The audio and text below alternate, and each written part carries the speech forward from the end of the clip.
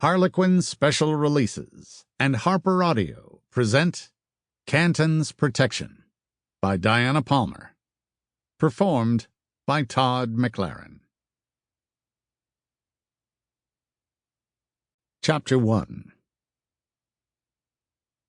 It was a dark and stormy night. A pair of green eyes glared at the 12-year-old boy by the window, who intoned the trite words in a ghostly voice. He shrugged. Well, everybody starts a murder mystery that way, Janie, Kurt Curtis told his older sister with a grin. Janine ran restless fingers through her short black hair, muttering at the few words on her computer screen.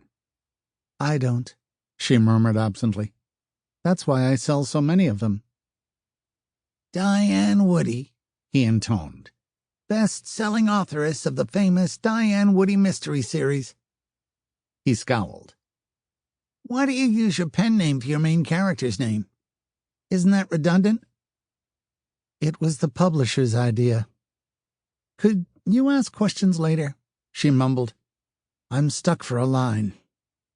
I just gave you one, he reminded her, grinning wider. He was red-headed and blue-eyed, so different from her in coloring that most people thought he was someone else's brother. He was, however, the image of their maternal grandfather. Recessive genes will out, their archaeologist parents were fond of saying. Their parents were on a new dig, which was why Janie was in Cancun working, with Kurt driving her nuts. Dan and Joan Curtis, both professors at Indiana University, were in the Yucatan on a dig. There had been several other archaeologists on the team, most of whom had to return to take classes. Since this was a newly discovered and apparently untouched Mayan site, the Curtises had taken a temporary leave of absence from their teaching positions to pursue it. It wasn't feasible to take Kurt, who was just getting over a bad case of tonsillitis, into the jungles. Neither could they leave him in the exclusive boarding school he attended. So they'd taken him out of his boarding school for 2 months, with the proviso that Janine tutor him at home. They'd rented this nice beach house for Janine, where she could meet her publisher's deadline and take care of her little brother. He was well now, but she had him for the duration, which could easily mean another month, and she had to juggle his homebound school assignments with her obligations. The dig was going extremely well, Professor Curtis had said in his last email message through the computer satellite hookup at their camp, and promised to be a site of international importance. Janine supposed it would be. The benefit of it all was that they had this gorgeous little villa in Cancun overlooking the beach.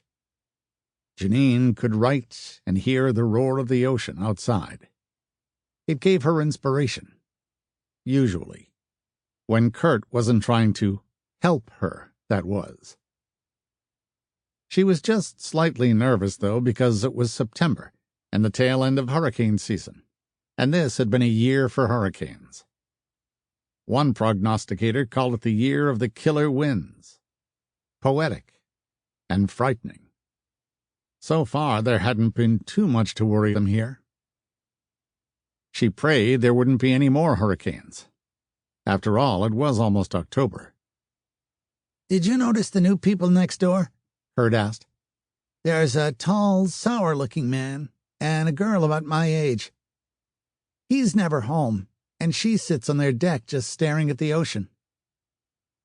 You know I don't have time for neighbors, she murmured, as she stared at the screen.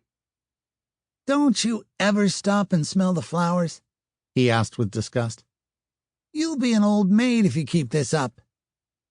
I'll be a rich old maid, she replied absently, as she scrolled the pages up the screen. Besides, there's Quentin. Quentin Hobart, he muttered, throwing up his hands. Good Lord, Janie, he teaches ancient history. She glared at him. He teaches medieval history, primarily the Renaissance period. If you'd listen to him once in a while, you might discover that he knows a lot about it. Like I can't wait to revisit the Spanish Inquisition. Sample complete. Ready to continue?